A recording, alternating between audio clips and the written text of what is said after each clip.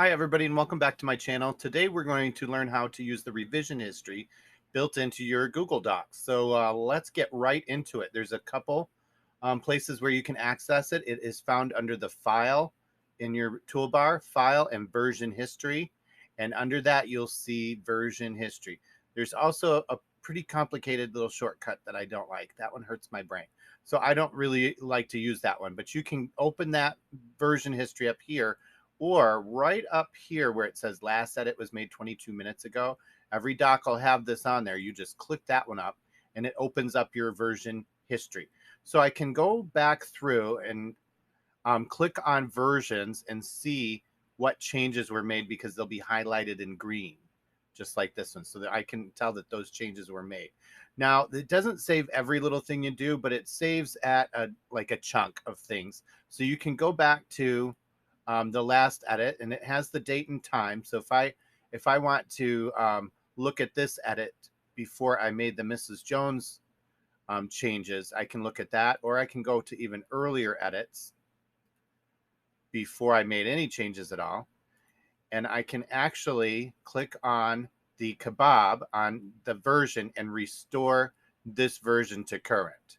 I can also name this version if I know I'm at a stopping point and I want to have this as a baseline, and I want to be able to come back to this if I need to. I can name this version, or I can make a copy of it.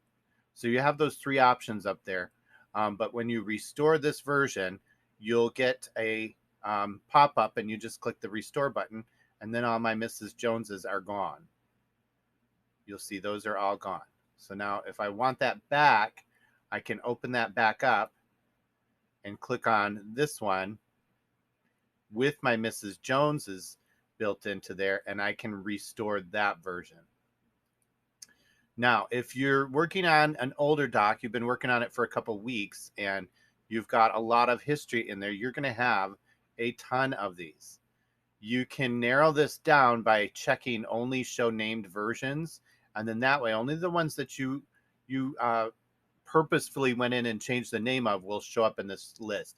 Kind of gives you a little narrower version. So if you're working on larger documents, like say a book, and you have different chapters you're working on, or a term paper that's like 20 pages long and it's got sections in, you can actually name them once you finish a section and you're happy with it, and then that way you can have that in your revision history.